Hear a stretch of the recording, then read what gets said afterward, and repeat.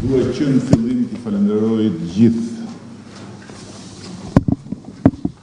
antarët dhe antarët e Asamblesë Kombëtare bashku me ekspertët e fushave të ndryshme që u angazhuan seriozisht në hartimin e këtij dokumenti themelor për rrugtimin ton mëtejshëm drejt fitores zgjedhjeve të ardhshme. Dokumentit të programit të ri të Partisë Socialiste, i cili ashtu siç afirmon vlerat e pandryshueshme në të cilat ne besojmë, ashtu dhe projekton të ardhmen për të gjithë shqiptarët dhe shqiptarët që duan ndryshimin. Është një dokument pune, si tillë do t'i paraqiten edhe Kongresit të 5 nëntorit dhe pastaj do të shkojë dorë në dorë e derë në derë në çdo qytet e në çdo fshat për të kthyer në një program të detajuar qeverisës. Është i ndarë në 4 kapituj dhe do të më lejoni që të bëj një ecje në për këta 4 kapituj sepse e konsideroj të arsyeshme dhe të nevojshme për të gjithë ata që na ndjekin. Hapet sigurisht me ekonominë, në titullin Rimëkëmbje e ekonomisë dhe përcakton një numër themelor angazhimesh Partisë Socialiste për ta bërë realitet rimëkëmbjen e domosdoshme ekonomike, duke dalë nga kriza që thellohet dita ditës. Riafirmon angazhimin ton solemn të paktit qytetar për 300.000 vende të reja pune brenda mandatit parë qeverisës dhe për formim profesional për çdo shqiptar në kërkim një pune, për dobishmërinë publike në shfrytëzimin e burimeve natyrore dhe anullimin e të gjitha koncesioneve të palishme, duke rikthyer transparencën në të gjitha procedurat e konkurimit, për një politik të re fiskale në funksion të zhvillimit ekonomik e social, ulje të kosto sojtesës për 95% të shqiptarëve, duke hequr barrën e taksës shesht dhe duke vendosur drejtësi sociale përmes tatimit progresiv. Për një politikë të re fiskale që ul kostot e prodhimit bujqësor, një rrjet kombëtar të grumbullimit dhe tregtimit produkteve bujqësore dhe 5 fishim të financimit publik për fshatin. Uljen e TVSH-s për produktet ushqimore bazë duke filluar nga zerimi i TVSH-s për bukën, vezët, qumshtin dhe ilaçet, sipërmarrje të suksesshme shqiptare të bazuar në rikthimin e lirisë për konkurrencën dhe jo në borxhe. Çmontim të monopolit dhe kartelit të grurit, sheqerit, orizit, vajit, barnave dhe karburanteve, heqjet sistemit referencave që praktikisht po e mbyt sipërmarrjen. Zgjidhje përfundimtare të çështjes pronës, infrastrukturë moderne që mbështet zhvillimin dhe afron Shqipërinë me Europën, një Shqipëri pa plera brenda mandatit parë qeverisës dhe i mjedisi pastër për sot dhe për tardhmen. Hartimin dhe miratimin e planit përgjithshëm kombëtar dhe master planit kombëtar për zhvillimin e turizmit, si dhe institucionin e statistikave nën kontrollin e Parlamentit të Shqipërisë. Duke zbërthyer këtë paraqitje sintetike të kapitullit parë, do doja të vazhdoja me bindjen se ristrukturimi i plot i ekonomisë shqiptare është sot një domosdoshmëri dhe Shqipërisë i nevojitet një model i ri ekonomik, një model i ri për trirë ekonomik me prioritetet qarta për cilin ne jemi të gatshëm. Çdo familje shqiptare që javën e 3 muajit e kupton se parat kanë mbaruar dhe ka filluar ora për të marrë borxh, ashtu si kundër ushqime dhe ilaçet duhen shënuar në listën e borxheve, e di fare mirë se thelbi i gjithë skeqjes dëshpëruese që ka pllakosur Shqipërinë është ekonomia. Dhe ne jemi të gatshëm që ta adresojmë drejt për drejt te ky thelb problemin e madh dhe kompleks që ka e sotmja e vendit për një të ardhme ndryshe. Duke e marrë të mirëqen, edhe pse është për ne e pabesueshme dhe e pabazuar në shifra, rritjen ekonomike të pretenduar nga qeveria nën 3% dhe duke i marrë të mirëqena parashikimet për 2 vitet e ardhshme, edhe pse e përsëris nuk bazohen në shifra të besueshme, është e qartë se ekonomia po hyn në një fazë tjetër krize. Dhe për këtë arsye ne jemi të bindur që i gjithë fokusi dhe i gjithë puna jonë duhet sintetizohet drejt për drejt tek ekonomia. Duke i dhënë prioritet veçantë një ekonomie rurale moderne dhe produktive. Duke nxitur një ekonomi prodhuese që ka nevojë urgjente për të zgjeruar dhe për të rritur efektshmërinë e saj.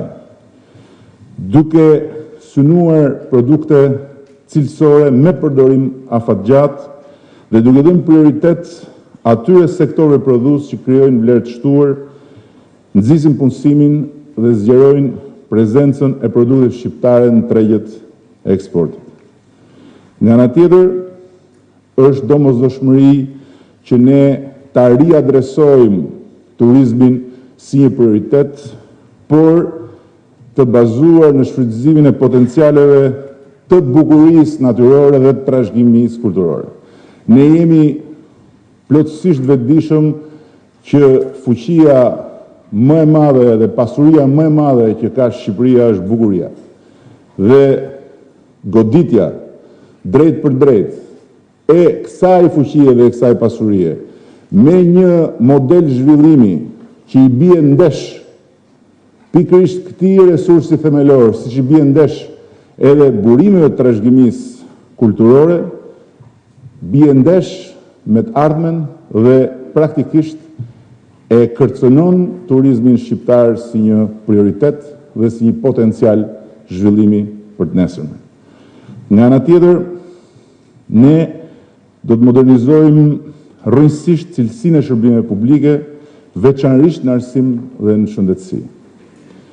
Duke qenë po ashtu të gatshëm të ofrojmë mbështetje të fuqishme të gjithë sipërmarrjes vendase me elementin themelor lirin, rikthimin e lirisë së sipërmarrjes dhe çlirimin e sipërmarrjes nga kthetrat mbytëse të klientelizmit, të monopoleve dhe të një politike e cila e ka marrë peng lirin duke marrë peng sipërmarrje.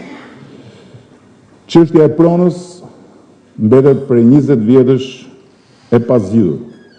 Dhe sa më shumë kalon koha, aq më shumë zgjidhja e saj komplikohet dhe pengesat reale për investime afatgjate në Shqipëri fillojnë nga komplikimi i çështjes pronës. Ne besojmë se është dita për ta hequr nga fjalori ynë termin ish-pronar. Është një term i cili për ne tash mbrapa është i papranueshëm. Nuk ka ish-pronar, ka pronar real. Dhe ata që deri sot janë trajtuar si ish-pronar, ne do t'i trajtojmë si pronar real.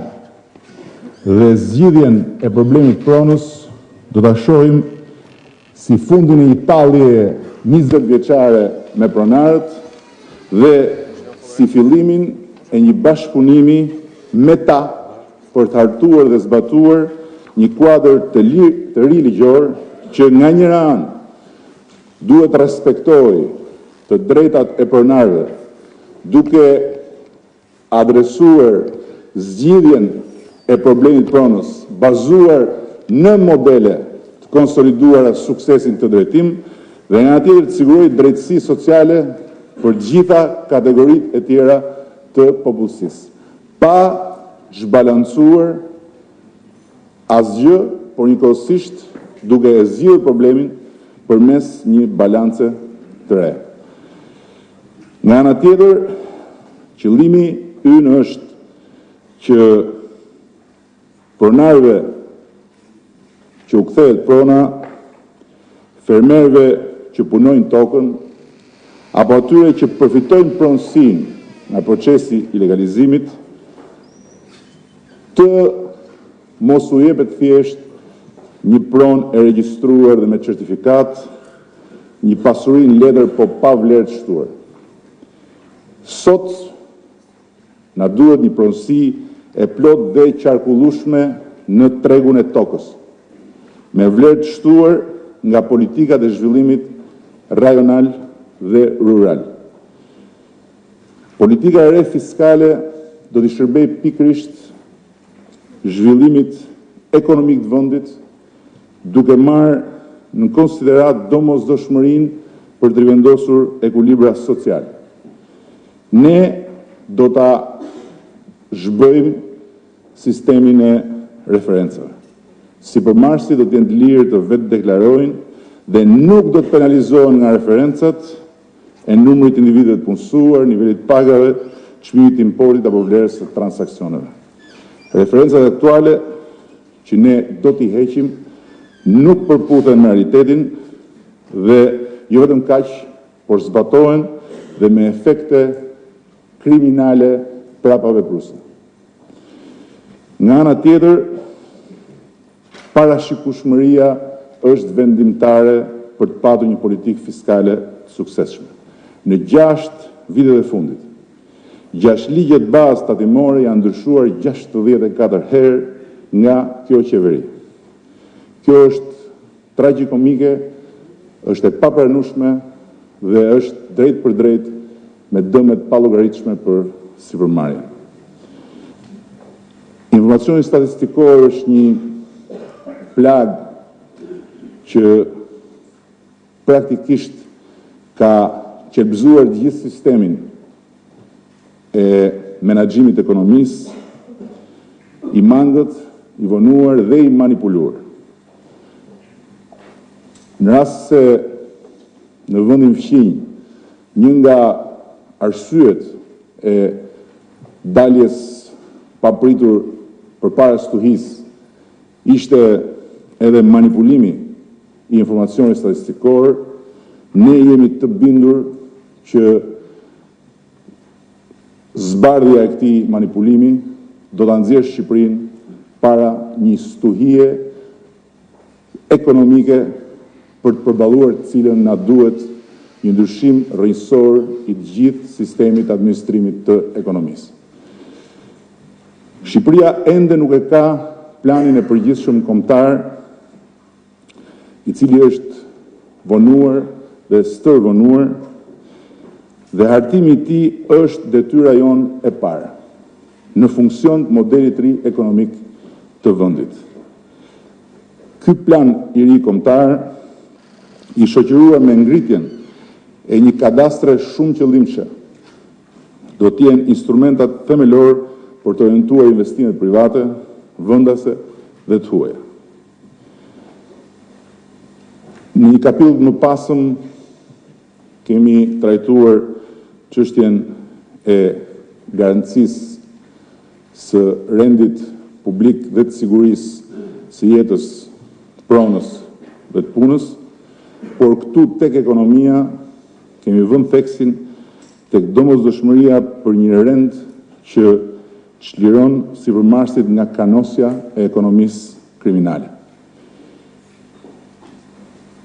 Sigurisht që një nga problemet themelore me të cilat përballet sot ekonomia është borxhi, dhe ne do të jemi të fokusuar tek më pak borxhe për brezat e ardhshëm dhe më shumë qëndrueshmëri fiskale. Shifrat zyrtare thonë se borxhi ka arritur pragun 60%. Përsëri i referohemi duke qenë bindur se borxhi është shumë më i lartë se sa shifrat zyrtare, por ajo që ne theksojmë është se ekonomia shqiptare nuk ka dhënë asnjë shenjë përfitimi nga investimet e bazuara tek borxhi.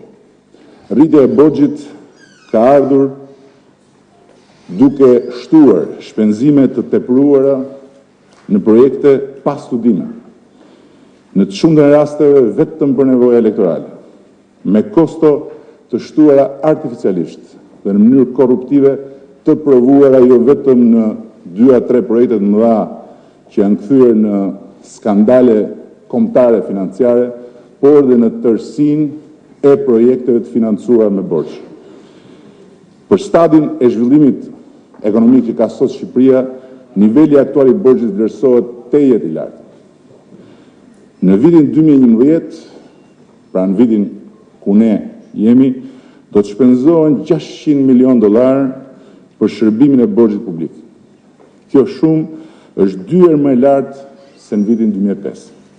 Shërbimi i borxhit për herë të parë kalon 4% prodhimit brendshëm brut, duke përfaqësuar, pra shqiptarët paguajnë borxhin e marrë për ato shpenzime që fola në nivelin e shpenzimi më të lartë se fondet publike për arsimin, për shëndetësinë dhe për bujqësinë gjatë një viti. Çdo fëmijë shqiptar që lind sot kanë kuriz një borxh $2.450, ndërsa çdo familje shqiptare sot paguan $65 për borxhin. Shumë kjo më e madhe se fatura mujore e energjisë elektrike dhe afërsisht sa gjysma e pensionit mesatar në qytet. Është një shumë e cila, duke mos hyrë drejt për drejt në xhepat e shqiptarëve, shumë kush ndoshta se ka të qartë, por ne do ja bëjmë qartë çdo shqiptari që në xhepat e tij mungojnë $65 në muaj, për shkak të borxheve që Sali Berisha i merr për të mbajtur pushtetin e tij, duke zhytur Shqipërinë më keq se sa një familje që nuk arrin dot të përballojë listat e borxheve të veta nëpër dyqane e nëpër farmaci. Duke kuptuar rëndësinë që borxhi publik mbart dhe për brezat e ardhshëm, duke qenë tërësisht vetëdijshëm për atë që ndodh në kontekstin europian, si ne i referohemi, ne jemi të përgatitur profesionalisht dhe të gatshëm politikisht që përgjegjësitë për kontrollin e borxhit publik t'i ngrem në nivelin e detyrimeve kushtetuese. sepse gjykojmë që asnjë qeveri për asnjë arsye nuk gëzon me mandatin që merr për 4 vjet të drejtën për të mbingarkuar brezat që vinë me qëllim ripërtritjen e mandatit vet.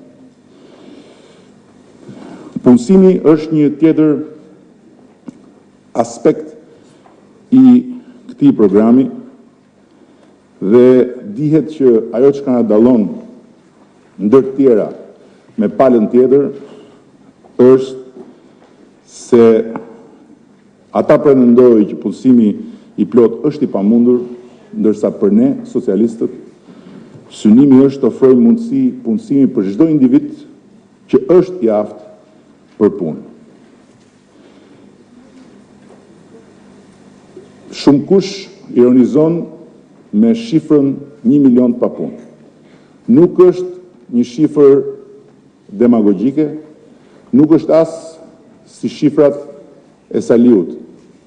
Është një shifër reale. Në vitin 2000, në çdo 100 vet në moshë pune, punonin 60. Sot, në çdo 100 vet në moshë pune, punojnë vetëm 52. Gjysma e të rinjve dhe grave janë pa punë.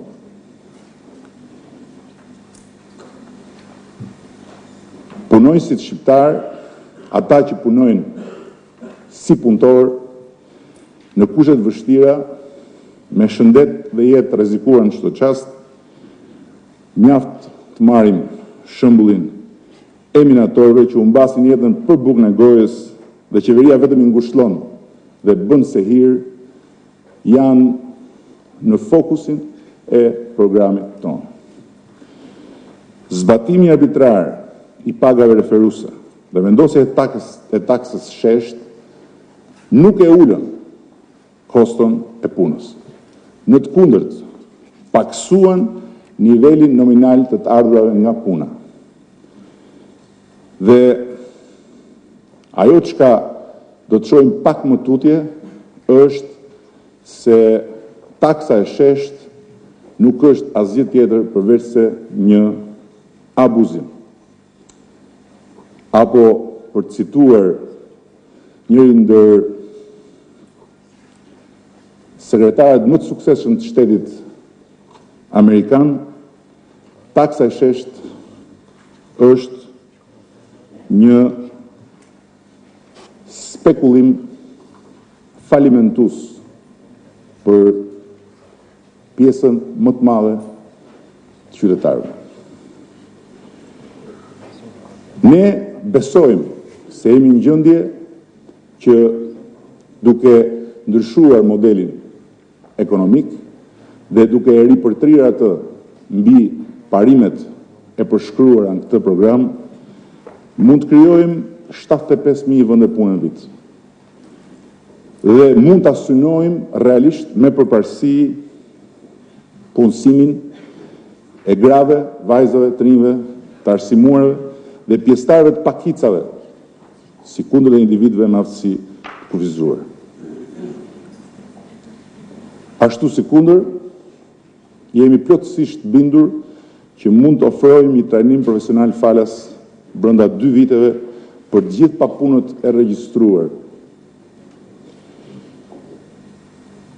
Një pjesë e rëndësishme e programit është ajo që ka të bëjë me personat me aftësi të kufizuara dhe invalidët, ashtu si kundër me dialogun dhe bashkëpunimin me partnerët social, me punëdhënësit dhe sindikatat.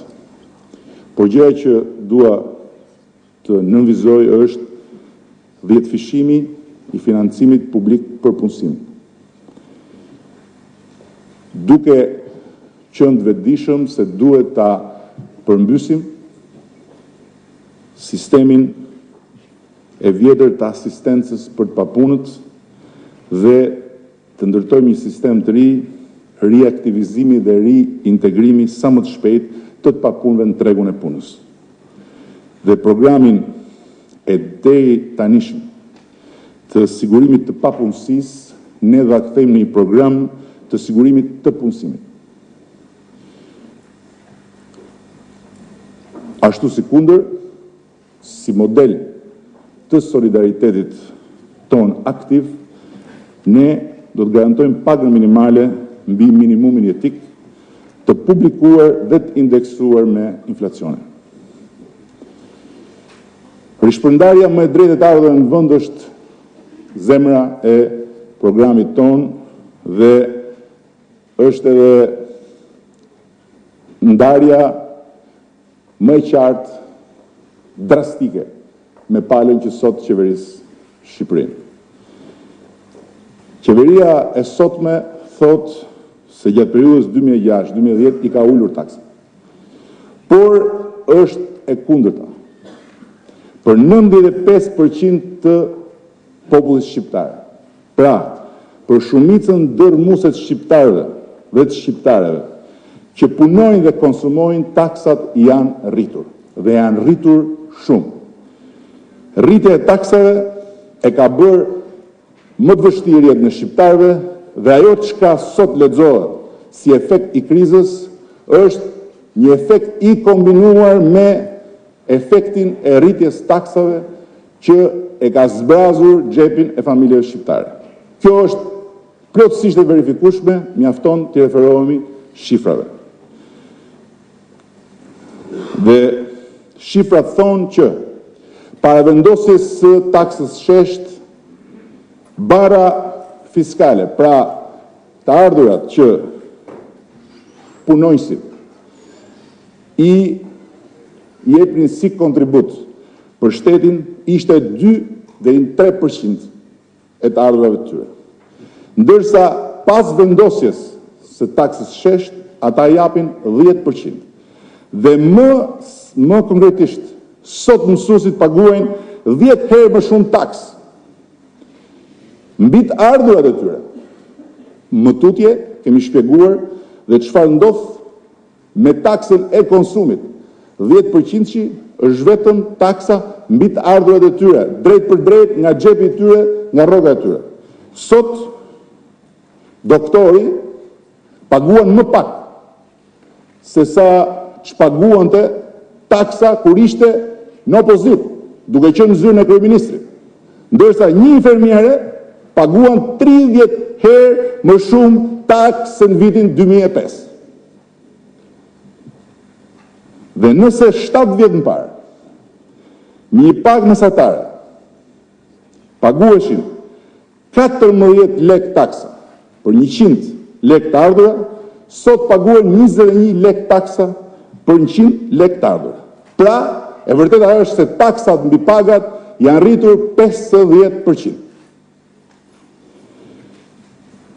Nga ana tjetër, përveç paksimit të ardhurave nominale në progresion, sepse është tërësisht e padrejt dhe tërësisht iluzore të thuhet shqiptarëve e kishit kaq, e keni kaq. Llogaria nuk bëhet kështu. Llogaria bëhet ndryshe.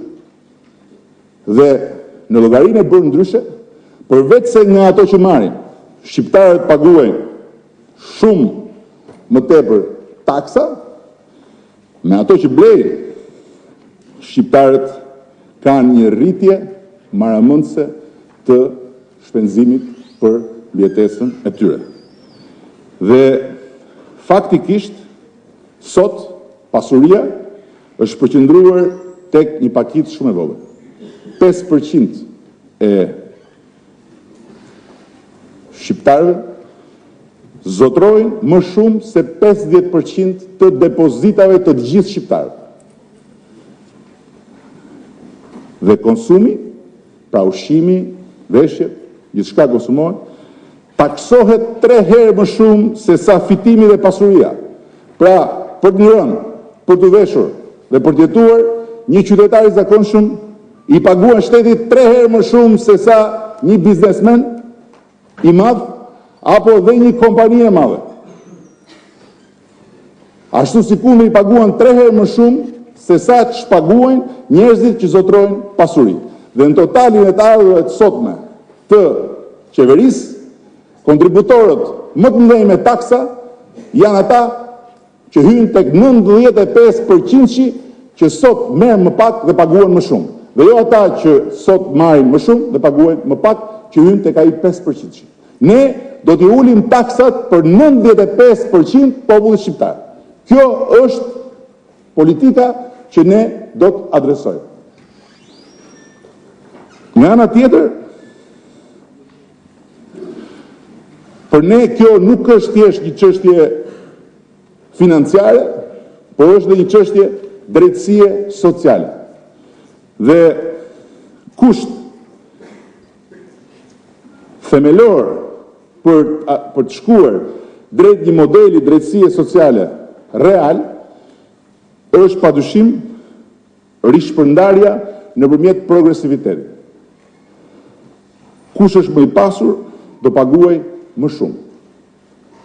Kjo sigurisht për ne është e kombinuar me bindjen se sipërmarrësit shqiptar janë në nevojë më shumë se kushdo tjetër për liri. Ne do t'ua japim lirin. Janë nevojë më shumë se kushdo tjetër për të çliruar nga kthetrat mbytëse të pushtetit klientelave. Ne do t'ua japim këtë çlirim. Janë më shumë se kushdo nevojë për të ndjerë të respektuar dhe të admiruar. Ne do t'i vendosim në piedestal. Por ama, duke i ndihmuar ata të vrapojnë më shpejt, do t'u marrim më shumë kontribute që dhe Shqipëria të vrapojë bashkë me ta. Për sa i përket tregjeve, ne besojmë, e kjo është e afirmuar në këtë program, që na duhet një ekonomi dhe tregje progresive dhe jo shpërdorim i burimeve natyrore. Sot, rritja e çmimeve për familjet shqiptare, rënja e cilësisë së madrave dhe të shërbimeve që ofrohen si dhe shmangja e llogaridhënies qeverisë kanë çuar në shkatrimin e marrëdhënieve tradicionale shitës konsumator. Monopolet e sundojnë furnizimin dhe tregtimin e disa madrave jetik për shqiptarët dhe për ekonominë. Gruri, sheqeri, orizi, vaj, barnat, karburantet, çimento, hekuri. Të kontrolluar janë dhe tregjet e shërbimet të telekomunikimit dhe tregtimit të titujve financiar të lëshuar nga qeveria e Shqipërisë. Qeveria ka shtrirë monopolet edhe në shfrytëzimin e pasurive natyrore të vendit, duke e bërë Shqipërinë vendin më të pa jetueshëm për sa i përket neglizhencës ndaj mjedisit. Dhe duke e bërë territorin e këtij vendi fotografinë më domethënëse të një akt akuze për ata që sot e qeverisin të vend, duke i shkatruar të ardhmen. Mjafton fotografia e malit të Kryes dhe mjafton ajo që ndodh në malin e Kryes për të bërë dallimin me fotografi midis modelit tyre dhe modelit tonë. Për ne, trashëgimia historike, trashëgimia kulturore, trashëgimia natyrore janë potencialet e një zhvillimi të qëndrueshëm.